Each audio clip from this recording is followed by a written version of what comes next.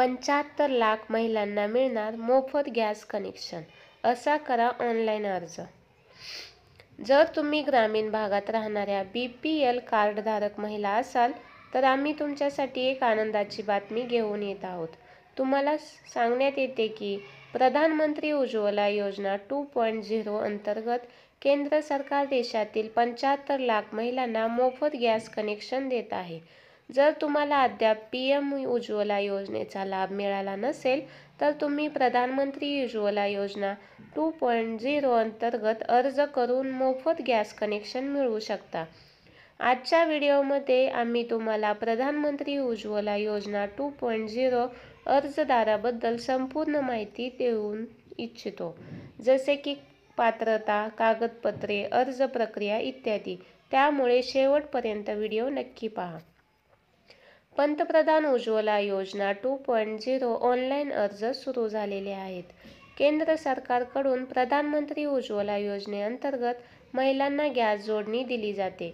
आता प्रधानमंत्री उज्ज्वला योजना 2.0 अंतर्गत सरकार ग्रामीण भागातील BPL कार्डधारक महिलांना मोफत गॅस कनेक्शन देत आहे।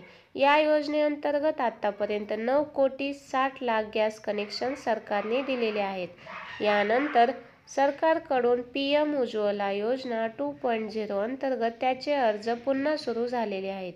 या योजनेबाबत बोलताना केंद्रीय मंत्री अनुराग ठाकूर म्हणाले की येत्या 3 वर्षात देशातील 75 लाख BPL कार्डधारक महिलांना मोफत गॅस कनेक्शनची सुविधा दिली जाईल।